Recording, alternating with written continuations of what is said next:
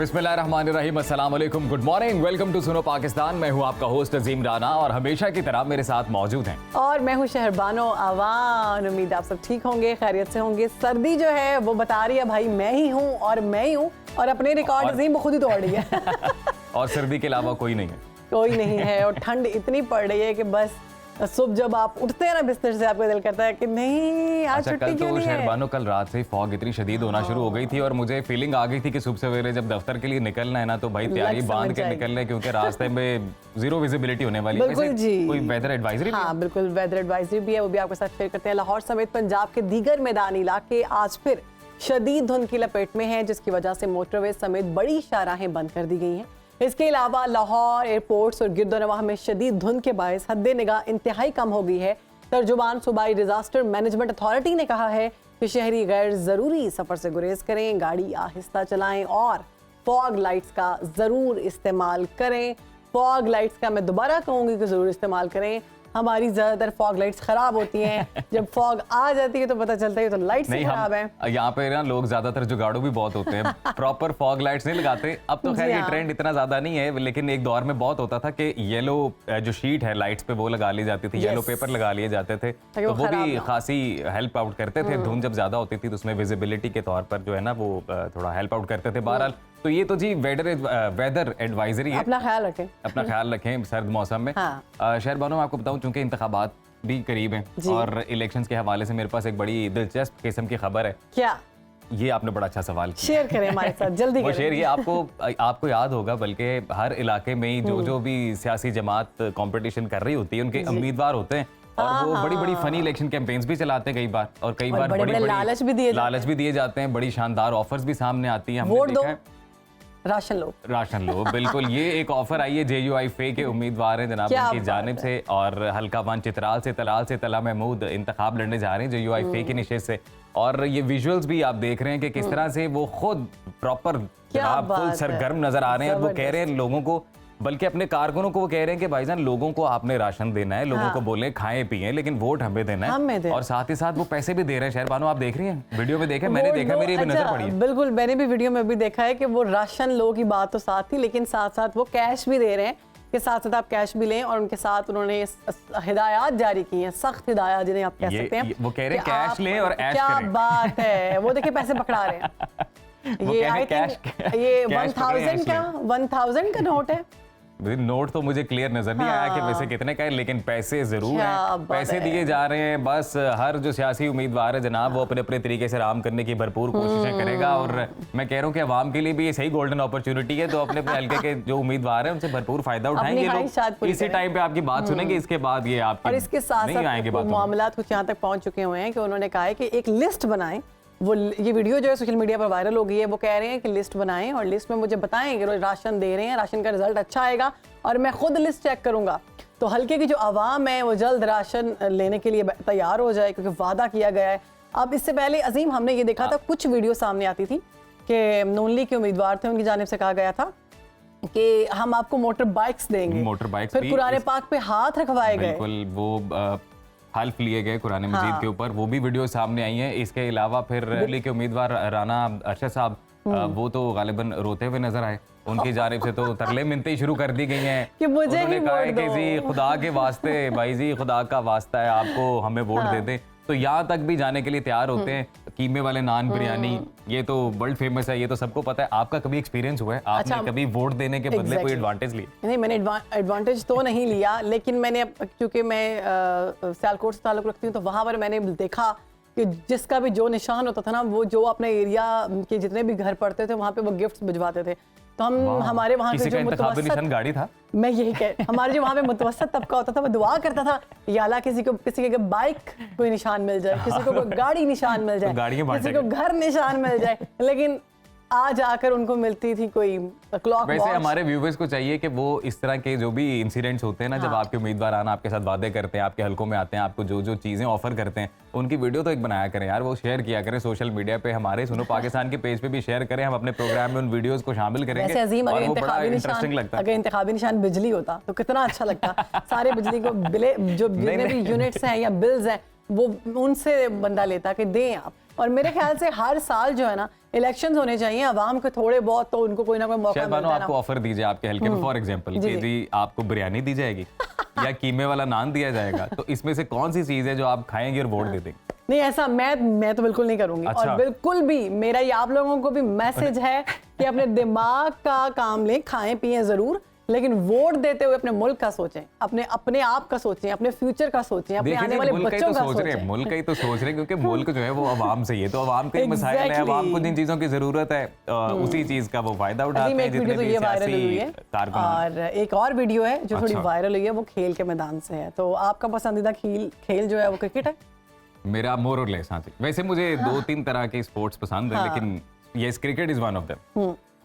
तो ये जनाब कुछ ऐसा हुआ है कि आजम खान के साथ जो ट्रोलिंग की गई है वो आप सब जानते ही हाँ जी, होंगे। बिल्कुल, ये मेरी नजर से भी खबर गुजरी, बड़ी दिलचस्प है। ये क्या स्टोरी है वैसे? तो पाकिस्तान और न्यूजीलैंड के तीसरे T20 मैच के दौरान विकेट कीपर जो हैं बैटर हैं आजम खान, उनकी ट्रोलिंग कुछ इस तरह से की गई कि वो जब आए, जब भी वो अभी मैदान में पहुंचे हैं तो एक गाना लगा दिया गया इंतजामिया की जानिब से, WWE रेसलर बिग शॉ का गाना बजा दिया गया, क्योंकि उनकी जो बॉडी लैंग्वेज है या उनकी जो बॉडी है, हाँ, वो जरा भारी भरकम है ना, तो उस है। वजह से उन्हें बिग शो से रिलेट किया गया। मुझे ऐसा लग रहा है कि वो फनी होना चाह रहे हैं, और वो फनी होने के चक्कर में एक जो कहते हैं ना कि बॉडी शेमिंग में भी एक पतली सी लाइन रहती है, तो वो हद क्रॉस कर गए। प्लेटफॉर्म है फनी होने का, मुझे तो ये समझ नहीं आई। इंटरनेशनल लेवल पर जाकर आप इस तरह की अगर बॉडी शेमिंग कर रहे हैं या ट्रोलिंग कर रहे हैं तो इट्स नॉट गुड। हाँ, अगर पाकिस्तान में किसी और खिलाड़ी के साथ किया जाता तो अभी तक पता नहीं कितने बैन लग चुके होते आईसीसी की तरफ से तो फौरी वार्निंग आ जानी थी भाई कि ये जो है आपने किसी इंटरनेशनल प्लेयर का मजाक उड़ाया है, घर बुलाकर आप जलील कर रहे हैं, आपको जो है फाइन होगा, इस तरह से नहीं होना चाहिए।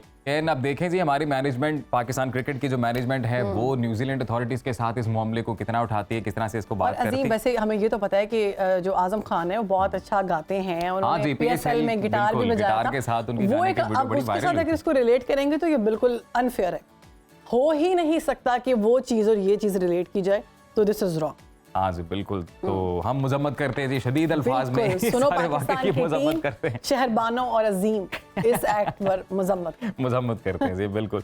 और अब एक और खबर अपने व्यूअर्स के साथ मैं शेयर करना चाहता हूँ शहरबानो, और वो ये कि जो हमारे हमसाया मुल्क है भारत, वहाँ से वैसे बड़ी बड़ी दिलचस्प खबरें सामने आती रहती हैं, और कभी कबूतर, कभी कोई जासूसी कर होता है। वहाँ पर चूंकि बड़ा मुल्क है, आबादी ज्यादा है, तो ऑब्वियसली क्राइम रेट भी ज्यादा है। तो जब क्राइम रेट ज्यादा है तो जाहिर है कि रिश्वत जो है is one of the crime, तो रिश्वत की शरह भी वहाँ पे जनाब तकरीबन 69% के करीब है। लेकिन जो दिलचस्प फैक्टर है, जो एक्स फैक्टर है स्टोरी में, वो ये है कि इस बार रिश्वत किसी इंसान ने नहीं ली, भारत में एक बंदर ने ली। ओह, वो कैसे? हाँ जी, यही तो खबर है जी, बंदर ने ऐसी रिश्वत ली कि वो वीडियो वायरल हो गई। ये आप देखें वीडियो, हुआ ये कि ये एक कोई टूरिस्ट स्पॉट है जी, उत्तर प्रदेश जो रियासत है इंडिया की, वहाँ पर ये सारे विजिटर्स इकट्ठे हुए घूम फिर रहे हैं, वृंदावन सिटी में ये जगह है। और इंडिया में तो वैसे भी आपको पता है कि जब लोग टेंपल साइट्स पे जाते हैं, मंदिर देखने जाते हैं, वहाँ पे मंकीज की बहुत ज्यादा तादाद पाई जाती है, और वो अक्सर करते ये है कि लोगों का कीमती सामान उठा के भाग जाते हैं। माय गॉड, इस वीडियो में ये हुआ कि ये साहब वहाँ पे गए, बंदर ने पकड़ा इनका आईफोन, और जनाब बंदर भाग के बैठ गया छत पे। अब लोग जो इर्द-गिर्द खड़े थे वो कोशिश कर रहे थे जी ये फोन किस तरह से वापस लिया जाए। उन लोगों ने नेगोशिएशन उन्होंने कहा जी नेगोशिएट किया जाएगा बंदर से, बंदर साहब को मनाया जाएगा कि जनाब ये फोन आपके किसी काम नहीं आएगा, और ये तो ट्रैक भी हो जाता है, तो बंदर पकड़ा जाएगा। तो उसको बंदर ने कहा कि नहीं। तो आखिर फिर रिश्वत का मामला सेटल कैसे? रिश्वत का मामला सेटल इस तरह से हुआ कि उनको खाने पीने की अशिया ऑफर की गई, बंदर ने कहा नहीं जी कोई चक्कर नहीं है। उन्होंने कहा जी 15 तो कॉल कर देंगे, उन्होंने कहा जी कोई चक्कर नहीं है। उन्होंने कहा ठीक है। उन्होंने फिर जनाब जूस, जी बिल्कुल, एक जूस का पैकेट जब बंदर को दिखाया तो बंदर साहब थोड़ा ऑन हो गए। उन्होंने कहा ठीक है यार, जूस पीते हैं, फोन क्या करेंगे, मेरे तो किसी काम का नहीं है। तो गर्लफ्रेंड भी नहीं किसी को फोन मिलाने के लिए। उसके बाद फिर जूस का जो पैकेट है वो उनको मिला, तो जूस के पैकेट पे बंदर ने जो डील है वो एक्सेप्ट कर लिया। उसके बाद आईफोन भेज दिया और जूस का पैकेट एक्सेप्ट कर लिया। तो ये इंडिया में बाकी लोग तो करते ही हैं बहुत सारे मामला, तो अब बंदरों की जानिब से भी रिश्वत की सूरत हाल की ये बड़ी जबरदस्त एक वीडियो सामने आई थी, तो हमने कहा आपके साथ शेयर करें। और बड़ी मतलब मुझे डिफरेंट सी खबर लगी है ये कि बंदर की, और फिर वो माना है अपनी फेवरेट चीज लेके माना है। उससे पहले वो नहीं माना। उसकी सेंसिबिलिटी चेक करें, उसने देखा, उसने कहा यार ये फोन तो मेरे किसी काम नहीं आएगा, ये भाई साहब जो जूस मुझे ऑफर कर रहे हैं, जूस तो मैं पी सकता हूँ। अच्छा जूस पीते हैं। ये तो हो गया। पाकिस्तान में अब इलेक्शन का बोलबाला है, सब लोग ही जानते हैं कि हर तरफ इलेक्शन के रोले पड़े हुए हैं, तो दुनिया को पता ना चले कैसे हो सकता है। इस वक्त दुनिया भर की नजरें जो है पाकिस्तान इलेक्शंस पर लगी हुई हैं, तो गूगल सर्च इंजन ने भी Google trends Pakistan general election के नाम से एक सफ़ा मुतारिफ करवा दिया है, जहां इलेक्शन से हर किस्म की मालूमात आपको मिल जाएंगी और इस सफ़े पर सियासी जमातों, उनके नामजद उम्मीदवारों, जमातों से मुतल्लिक सवालात, मौज़ूआत और दिलचस्प मालूमात के साथ साथ मईशत, टैक्स, उजरतों के बारे में भी अदादो शुमार शेयर किए जाएंगे। अच्छा जी, बड़ा अच्छा ये है जो भी गूगल ने ये चीज स्टार्ट की है इस हवाले से कि दुनिया में जितने भी हिस्टोरिकल इवेंट्स होने जा रहे होते हैं, जो भी बड़ी बड़ी पर्सनैलिटीज होती हैं, तो एक पेज सामने आ गूगल जाता डूडल उनको दिया जाता है, उनके लिए एक ट्रेंडिंग पेज चलाया जाता है। तो इस तरह से ही, चूंकि इलेक्शंस भी एक बड़ी चीज है और तो charts पाकिस्तान की सूरत में में ये इलेक्शन चीजें होने जा सामने रहा है, तो आएंगी। ऑब्वियसली बिल्कुल इस चीज को भी हाईलाइट किया गया है। अच्छा, इससे जो जितने भी लोग इस्तेमाल करने वाले हैं, बल्कि सारे इस्तेमाल करते हैं, अब तो हर चीज की बेसिक हर रिसर्च आप शख्स, गूगल पे ही करते हैं, yes। तो उसको उन सारफीन को, उन लोगों को बड़ा एडवांटेज ये हो जाएगा कि वो स्पेशल पेज जो है वो सिर्फ उन्होंने मुख्तस कर दिया है जनरल इलेक्शंस की इंफॉर्मेशन को लेकर। इवन हम जो मीडिया के लोग हैं, अगर हमें इस तरह की इन्फॉर्मेशन वैसे तो चाहिए नहीं होती, लेकिन अगर इंस्टेंट आपको चाहिए होती है तो आप भी गूगल से हेल्प ले सकते हैं। चार्ट्स की सूरत में वेबसाइट पर शामिल तमाम चीज़ें आपको बताएंगी कि कौन से उम्मीदवार हैं, कौन सा हल्का है, और खुद ब खुद सारी अपडेट्स भी रोजाना की बुनियाद पर होती रहेंगी। तो ये बहुत अच्छा एक इकदाम किया गया गूगल की जानिब से। पाकिस्तान इलेक्शंस में अब हर बंदे के हाथ में मोबाइल है, हर बंदे की एक्सेस में गूगल है, वो गूगल करे और चीज़ों को देख ले। हाँ जी बिल्कुल, और इसके ऊपर इसके अलावा इकोनॉमी से रिलेटेड जितना भी डेटा है वो भी अवेलेबल है, कौन सी पार्टी है, उसकी क्या हिस्ट्री है, उनके मंशूर क्या है, Exactly। और उनकी नेचर क्या है, ट्रेंड्स क्या है, ये सब चीजें जो है ना आपको इस गूगल के स्पेशल अब इलेक्शंस के बारे में बाकायदा तौर पर बात करेंगे, मगर एक छोटी सी ब्रेक के बाद आपने कहीं जाना।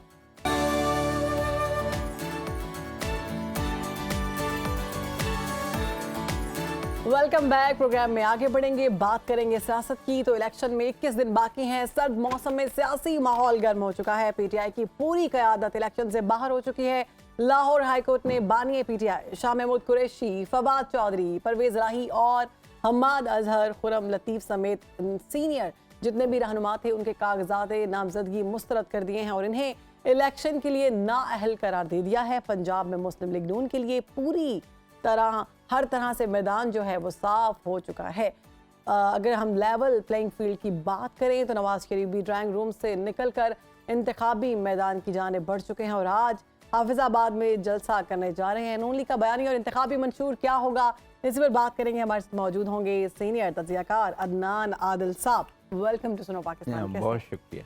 अदनान साहब, सारी सिचुएशन आपके सामने है, क्या लग रहा है अब क्या मंजरनामा होने जा रहा है कि पीटीआई की जो मरकजी क़यादत है वो तो सब इंतखाबात से बाहर है, क़यादत भी बाहर है, बल्ले का निशान भी उनको नहीं मिला, तो ज़ाहिर है उनका वोटर कन्फ्यूजन का शिकार भी हो सकता है, ख़ासतौर से देहात में और नाखानदा लोग जिनको पढ़ने लिखने में मुश्किल आती है। जो पढ़े लिखे लोग हैं वो तो उम्मीदवार के नाम से भी वोट डाल सकते हैं, लेकिन ये कि कन्फ्यूजन ये है कि उनके कौमी असम्बली के उम्मीदवार को कोई और निशान मिला है, सूबाई असम्बली के उम्मीदवारों को दूसरा निशान मिला है, और निशानात भी ऐसे मिले हैं, किसी को जूता, किसी को बैंगन, तो उनके लिए मुश्किलात तो बहुत हैं। लेकिन जो अवामी सर्वे हैं, मसलन हमारे कुलीग हबीब अकरम साहब ने जो सर्वे किया है उसमें तो वो यही बता रहे हैं कि बहुत वाज़ेह लीड है पीटीआई को। अगर वोटिंग के हुई और उसमें उनके वोटर्स ने बाइकॉट ना किया, ज़्यादा टर्न आउट हुआ और लोगों ने जोश व खरोश से वोट डाला और बोगस वोटिंग नहीं हुई, तो फिर तो यही है कि टफ कंटेस्ट होगा पंजाब में। सिंध में तो पीपल्स पार्टी मजबूत है और जो शहरी इलाके हैं वहाँ पे देखना होगा कि कराची में पहले 14 सीटें ली थी पीटीआई ने, इस मरतबा उनका क्या हाल होता है, क्योंकि उनके सारे लीडर या तो पार्टी छोड़ गए हैं या रूपोश हैं और सेकंड रैंक लीडरशिप इलेक्शन लड़ रही है। दूसरी तरफ नून लीग जो है, जैसे कि आपने कहा कि वो आज हाफजाबाद में पहला इंतखाबी जलसा नवाज शरीफ करेंगे, अब तक तो जलसे कर नहीं रहे थे, अब सिर्फ 19-20 दिन रह गए हैं, तो अब उन्होंने जलसे करने शुरू किए हैं। तो अब पहला जलसे में देखेंगे कि क्या रिस्पांस आता है, कैसा आवाम, अगर ज़्यादा टर्न, क्या वॉलंटरीली लोग आते हैं या फिर सरकारी छुट्टी का ऐलान करके लोगों को लाया जाता है, उससे भी जलसे का पता चलता है कि लोग, जैसे उकाड़ा में जल्दी छुट्टी दे दी गई थी स्कूलों कॉलेजों को और फिर अहकामात जारी किए गए थे कि लोग आएँ, तो क्या हाफजाबाद में ऐसा होता है या खुद से लोग आते हैं, उससे पता चलेगा कि नवाज शरीफ की पॉपुलैरिटी क्या है। अदनान साहब, अभी जो जैसे आप दोनों इकट्ठे सवाल आया अदनान साहब, जैसे अभी पाकिस्तान की क़यादत तो है वो तो इंतखाबात से बाहर है, और जो अभी लाइन में है, मतलब जो रेस में है इंतखाबात की, वो भी हमें कोई किसी एक पेज पर नजर नहीं आ रहे हैं, उनमें भी कोई लड़ाई झगड़े वाले या हैं इस तरह के मामला, जैसे शेर अफजल मरवत है, उनके भी इख्तिलाफात सामने नजर आ रहे हैं। नहीं, ऐसा नहीं है। बड़ी पार्टियों में ना जो छोटे लीडर होते हैं ना, मेन लीडर के अलावा, वो आपस में लड़ते रहते हैं। ये हर पार्टी में होता है। हमने पीपल्स पार्टी में भी देखा है, भुट्टो साहब के ज़माने में भी, बेनज़ीर भुट्टो के ज़माने में भी। और अब वो चूँकि पार्टी इतनी बड़ी रही नहीं पंजाब में, तो उनका इतना खास वजूद नहीं, क्योंकि वो बड़के बड़ी मारते रहते हैं। अभी भी कह रहे हैं कि हम लाहौर से जीतेंगे और हम वज़ीर आज़म बनाएंगे। सियासी जमातें मुबालगा आराई से काम लेती हैं लीडर, ताकि अवाम में अपना कारकुनों का हौसला बुलंद रख सकें और लोगों में एक तासुर इमेज अपना ऐसा बना सकें, मोरल ऊंचा रख सकें। तो शेर अफजल मरवत जो हैं वो, उनको बानी पीटीआई की हिमायत हासिल है, सही। और उनके दूसरे लीडर जो है ना जेलस, वो ज़्यादा पॉपुलर हो गए हैं, तो दूसरे लीडर जेलस हो गए हैं। तो इस सौकनों की लड़ाई होती रहती है सियासी जमातों में। सही है, सही। अदनान साहब, अब चूंकि पंजाब का मैदान तो हमें नजर आ रहा है खासा साफ हो चुका हुआ है, बल्ला तो हमें अब नजर आ नहीं रहा, तो इसमें नून लीग जो है 297 जो जनरल नशिस्तें हैं उसमें से कितनी जीत सके? नहीं, पंजाब की 141। हाँ जी, और वो तो दावा करें हम 100 या 120 सीटें जीत जाएंगे, लेकिन और जो जनरल सर्वेज हैं वो तो इसका उलट बता रहे हैं। सही। तो अब ये तो इलेक्शन के दिन पता चलेगा कि कितना फ्री फेयर इलेक्शन होता है और लोग टर्नआउट कितना होता है। अगर टर्नआउट ज़्यादा हो गया, 50% से ज़्यादा हो गया, फिर नून लीग को मुश्किल पेश आएगी। लेकिन अगर टर्नआउट कम हुआ तो नून लीग को फायदा होगा। बिलावल तो कह रहे हैं कि जी इस वक्त मैदान में सिर्फ जाले नजर आ रहे हैं, शेर तो बिल्ली बन के छुपा हुआ गई।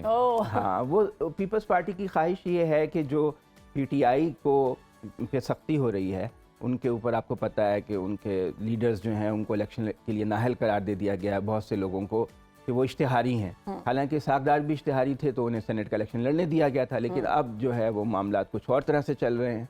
तो वो ही चाहते हैं कि जो पीटीआई का वोटर है उसको किसी तरह तोड़ के अपने साथ मिला लिया जाए, इसलिए वो एंटी नून लीग बयानिया बनाने की कोशिश कर रहे हैं। वो नून लीग पे इसलिए अटैक कर रहे हैं ताकि जो एंटी नून लीग वोट है उसको हम अपनी तरफ खींच सकें। लेकिन मुझे लगता नहीं है कि पंजाब के लोग पीपल्स पार्टी की तरफ जाएंगे। अच्छा, तो वो फ्यूडल्स की तरफ जाना पसंद नहीं इससे करेंगे। पहले तो हमने बिलावल भुट्टो जरदारी को सुनते हुए देखा कि हम पंजाब में भी हुकूमत करने जा रहे हैं और हम सब कुछ करेंगे और मैं वज़ीर आज़म बनूंगा, लेकिन जरदारी साहब की जानिब से कोई इस तरह का बयान नहीं देखा। लेकिन अब तो जरदारी साहब भी खुल के कह रहे हैं कि पंजाब से जितवाएंगे बिलावल को और वज़ीर आज़म बनवाएंगे। इलेक्शन के करीब सब लोग ऐसे दावे करते हैं। अब मैं अगर दावा करूं कि मैं वज़ीर आज़म बनने जा रहा हूं, तो आप मेरा क्या बिगाड़ लेंगे? कुछ नहीं। कोई भी क्या बिगाड़ सकता है? दावा तो कोई भी कुछ कर सकता मैं है। सोचूं कि कैसे बन जाएगा।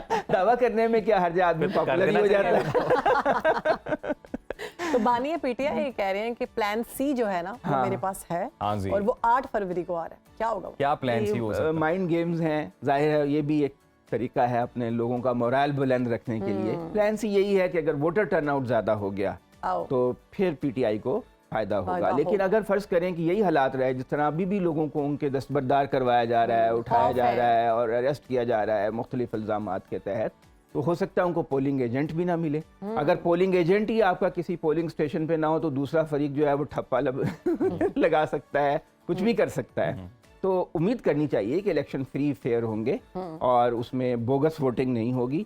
अगर बोगस वोटिंग नहीं होगी तो तहरीक इंसाफ और नून लीग में बहुत सख्त मुकाबला पंजाब में होगा। वैसे अदनान साहब, एक मिसाल है माजी की कि जब तलवार के निशान पे पीपल्स पार्टी के इंतखाबात हुआ करते थे, वो निशान ले लिया गया, फिर तीर मिल गया, लेकिन उसके बावजूद पीपल्स पार्टी ने उन्होंने नारा लगाया था, बाप तलवार बेटी तीर। हाँ, लेकिन अब तो एक निशान नहीं मिला ना। अब तो किसी को घड़ियाल, किसी को जूता, किसी को चारपाई, किसी को गधा गाड़ी, किसी को मोर, किसी को लैपटॉप। अब नवाज शरीफ के मुकाबले में जो उम्मीदवार हैं, यास्मीन राशिद, उनका निशान लैपटॉप है। अब आम लोगों की लैपटॉप से आइडेंटिफाई करना जरा मुश्किल होगा। लेकिन अब पीटीआई की जानिब से भी पोर्टल्स बनाए गए हैं ना, उसमें उन्होंने बताया कि ये, लेकिन सब लोग तो पोर्टल नहीं देखते ना। मजदूर हैं, किसान हैं, या जो छोटे आम लोग हैं, उनके पास तो लैपटॉप नहीं होता ना, उन्हें तो कंप्यूटर भी नहीं होता उनके पास। लोगों की जानिब से कहा जा रहा है कि जो आवाम है ना वो बाशऊर हो चुकी हुई है। हाँ, ये जो आपका स्मार्टफोन है, इसके जरिए बहुत लोगों के हर शख्स के एक्सेस में है। लोग टिकटॉक देखते हैं, वीडियोस देखते हैं,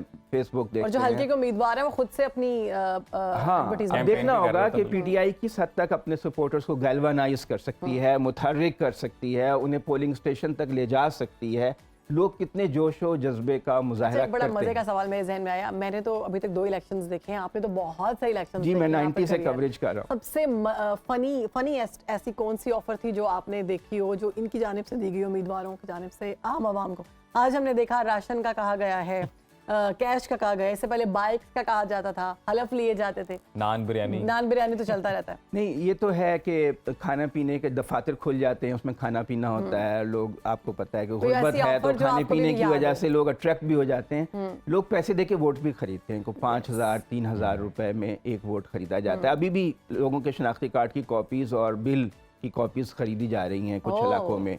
वोट खरीदा जाएगा। वोट खरीदा जो जाता अमीर है, लोग हैं वो बिल्कुल। इन्वेस्ट करते हैं, वो 1 रुपया लगा के फिर 100 रुपए बनाएंगे। जब वो इलेक्ट हो जाएंगे बड़े बड़े ठेके लेंगे, बड़े बड़े काम कराएंगे सही कह रहे हैं, हुकूमत से। बिल्कुल सही कह रहे तो हैं जी, जो वोट खरीदा पैसा जाता देता है उसको तो वोट बिल्कुल नहीं देना चाहिए। खाओ पियो सबका, वोट दो मर्जी से। मर्जी से, Exactly. बिल्कुल। अदनान साहब बहुत शुक्रिया आपके वक्त का। सुनो पाकिस्तान को आपने वक्त दिया। अभी बस यहाँ पे ब्रेक शामिल करते हैं, ब्रेक के बाद वापस आएंगे। देखते हैं सुनो पाकिस्तान।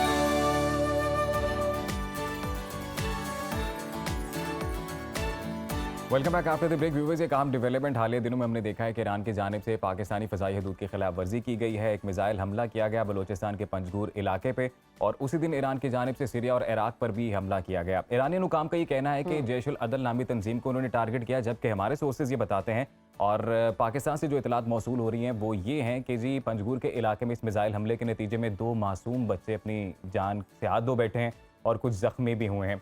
तो फौरी तौर पे हमारे दफ्तर खारजा ने इसका जवाब दिया है जी, और पाकिस्तान ने जो सिफारती ताल्लुकात हैं ईरान के साथ इब्तदाई तौर पर वो मुनक़ता किए हैं। इसके अलावा ये भी वाज़े तौर पर बता दिया गया है फॉरेन मिनिस्टर की जानिब से कि पाकिस्तान हर तरह का जवाब देने का हक रखता है।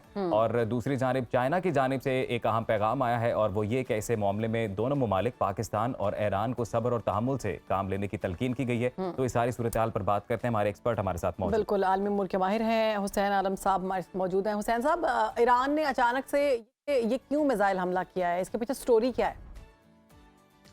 अच्छा शहर बानो, ऐसा है कि ये जो ईरान के साथ हम ये कह रहे हैं ना कि हमला किया है, ये पहली दफ़ा नहीं हुआ। अच्छा। अगर आप थोड़ा सा हिस्ट्री में पीछे जाएं तो वो मुख्तलिफ टाइम पे ये जो सरहदी खिलाफ वर्जियाँ हैं ये होती रही हैं, लेकिन ठीक। मिसाइल हमला एक्सट्रीम है। और इससे थोड़ा सा और पीछे अगर हम जाएं तो एक तंजीम थी जिंदुल्लाह, जिसको ईरान के अंदर इंसानी हकूक की या मुसल्लह जद्दोजहद करने वाला एक फोरम समझा जाता था। और उसके अंदर एक जो अब्दुल मालिक रेगी थे उसके सरबराह, उसका जहाज फिजा में से उतार कर ईरान ने उसको गिरफ्तार किया और उसको फांसी की सजा दी गई थी। ये पुरानी बात है 2010 की।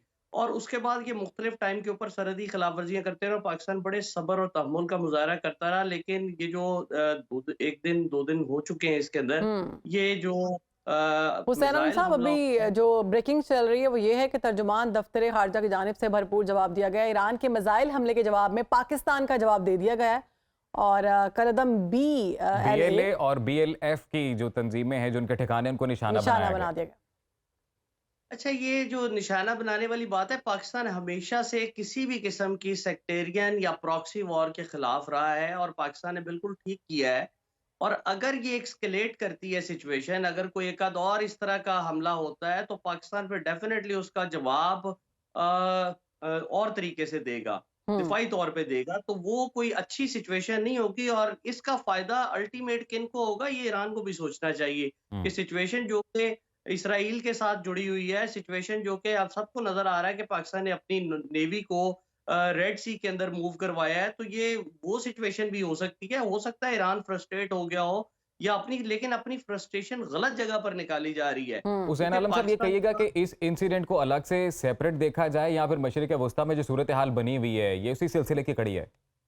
ये उसी सिलसिले की कड़ी है। उसकी वजह ये है कि पाकिस्तान के तो ईरान के साथ बड़े सदियों पुराने ताल्लुकात हम क्लेम करते हैं, और ब्रदरली कंट्री और दिस एंड दैट। तो इसका फायदा तो किसी तीसरे को ही होगा ना। तो कौन ऐसा है जो ये चाहता है कि पाकिस्तान को इसके अंदर जबरदस्ती घसीटा जाए? पाकिस्तान की पोजीशन ऐसी नहीं है।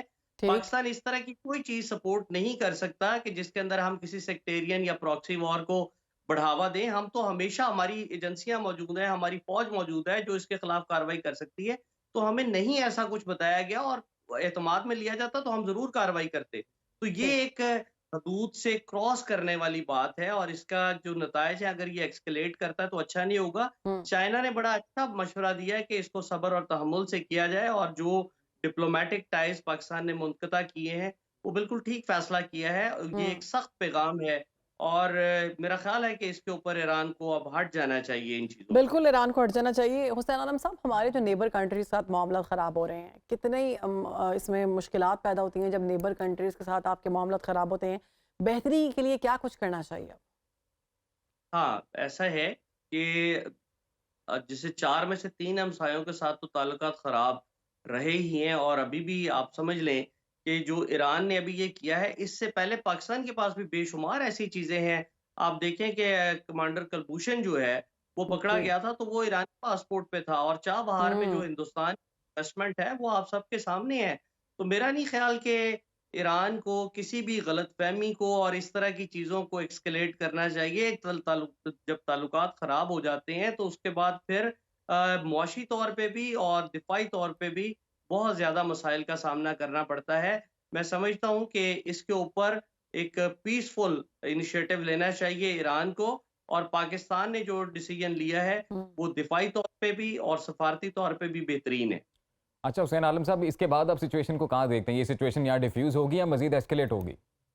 मेरे तो ख्याल में कि इसको डिफ्यूज़ होना चाहिए और हम्म। डिफ्यूज़ होगी क्योंकि पाकिस्तान किसी भी सूरत में ऐसी सूरत-ए-हाल जिसमें आज़माइश में आ जाए और 2 भाइयों के दरमियान जब झगड़ा हो तो फ़ायदा कोई तीसरा उठाता है। एग्जैक्टली। तो ये तो ईरान को और बाकी हल्कों को सोचना चाहिए कि इसका फ़ायदा किसको और पाकिस्तान कौन से कैंप में जाके खड़ा होगा। वो हम्म। डेफ़िनेटली एंटी ईरान कैंप में जाके खड़ा होगा। इसके अंदर तो ईरान का नुकसान है। पाकिस्तान तो डेफ़िनेटली अपनी सरहदी, फ़िज़ाई और दिफ़ाई हदूद की खिलाफ़वर्ज़ी के ऊपर कुछ न कुछ स्टांस लेगा। हम्म। लेकिन इसके पीछे हमारे ऑलरेडी बैड एक्सपीरियंसेस हैं। पाकिस्तान खुद प्रॉक्सी वॉर का शिकार रहा है। पाकिस्तानी एजेंसियाँ जो हैं ऐसे लोगों को पकड़ती हैं। तो हमें ये बताया जाए कि अगर हमारी सरज़मीन के ऊपर कोई आपको शक-व-शुबा है, हम उसके ऊपर कार्रवाई करने के लिए तैयार हैं। दफ्तर ख़ारिजा का बिल्कुल ठीक बयान जी, है। जी, बिल्कुल। तो मैं समझता हूँ कि इसको डिफ्यूज़ होना चाहिए। तो हुसैन आलम साहब, अभी जो पाकिस्तान की जानिब से कहा गया था कि सख्त रद्द-ए-अमल दिया जाएगा, फौरी तौर पर जवाब दिया जाएगा और इसका ज़िम्मेदार ईरान होगा। तो अभी जो ठिकानों पर निशाना बनाया गया, कदम BLA और BLF के, तो क्या यही नस्ल की जवाब देना आबाद था हमारी जानिब से? बिल्कुल ठीक है जी। जब ऐसा है कि अगर ये सिचुएशन एस्केलेट करती है और फ्यूचर में कोई ऐसी चीज़ मज़ीद होती है, तो फिर पाकिस्तान दिफ़ाई तौर पे उसका मुँह तोड़ जवाब देगा। ये दफ्तर ख़ारिजा का भी बयान है और दिफ़ाई हल्के भी इसके ऊपर। लेकिन ये एक अच्छी सिचुएशन नहीं होगी खित्ते के अंदर। हम्म। जैसे ऐसे ही है कि जैसे 2 बड़े पीसफुल और अच्छे हमसाये जिनके दरमियान को बहुत ज़्यादा इख्तलाफ़ात नहीं हुसैन है, आलम साहब, अगर अभी 15 अभी से इंटरनेशनल स्टेज पे ईरान की अपनी जो स्टैंडिंग है, क्या ईरान अफोर्ड कर सकता है इस तरह से अपने ही हमसाये मुल्क के साथ एक और महाज खोलना? मशरिक़ वुस्ता में जिस तरह से मुश्किलात बिल्कुल, उसके लिए बढ़ बिल्कुल रही नहीं, हैं। बिल्कुल नहीं। बिल्कुल भी नहीं ईरान अफ़ोर्ड कर सकता। उसकी वजह ये है कि इर्द-गिर्द के जो हमसाये हैं, वो भी तो ईरान को समझ आनी चाहिए ना कि वो हम्म। खिलाफ हैं। अगर आप देख लें कि जो अरब रियासतें हैं, उनके साथ उनके जो पिछले इख्तलाफात थे, अभी रिसेंटली तो चाइना के ज़रिए सऊदीया को कहा गया कि ईरान के साथ एक्सेप्ट करें और वो जो हम्म। पिछले कई सालों से जो सिफारती ताल्लुकात ईरान के और सऊदीया के मुनक़दा थे, वो अब दोबारा से बड़ी मुश्किल से बहाल हुए हैं। तो ऐसी सूरत-ए-हाल में पाकिस्तान जो कि एक अच्छा इत्तेहादी है अरब ममालिक का भी और ईरान के साथ भी लेके चल रहा है, तो अगर ऐसी सिचुएशन बनती है तो ये एक बहुत बड़ी आज़माइश भी होगी और ईरान इसको बिल्कुल अफ़ोर्ड नहीं कर सकता। अभी रिसेंट तो उनके ऊपर सैंक्शंस लगी हुई थी, बल्कि अभी भी हम्म। सैंक्शन लगी हुई हैं और 4 अरब डॉलर जो है अमेरिका ने उनका रिलीज़ किया है। तो ऐसी सिचुएशन में अभी खित्ते के अंदर रिसेंटली एक उनके नया मामला महाज सऊदी अरेबिया के साथ ठीक हुए हैं और हाँ पाकिस्तान के साथ अगर ख़राब हो जाते हैं तो ये खासी मुश्किलात का सामना करना पड़ेगा। बहुत शुक्रिया हुसैन आलम साहब, आप हमारे साथ थे और इस अहम टॉपिक पर आपने हमें वक्त दिया। जी बिल्कुल, और मेरे ख्याल से बेटर सेंस अब शहरबानो प्रिवेल करना चाहिए। इस एग्जैक्टली। सिचुएशन को मज़ीद एस्केलेट नहीं होना चाहिए। कोशिश की जानी चाहिए कि ये मामला डिफ्यूज़ हो और दोनों जानिब से जो और दो सिफारती मुस्लिम ताल्लुकात हैं, मेरे ख्याल से बैकडोर जो डिप्लोमेसी है वो बरकरार एग्जैक्टली रहनी और दो चाहिए। मुस्लिम कंट्रीज को आपस में बिल्कुल नहीं लड़ना चाहिए, ये मेरा दिल कहता है।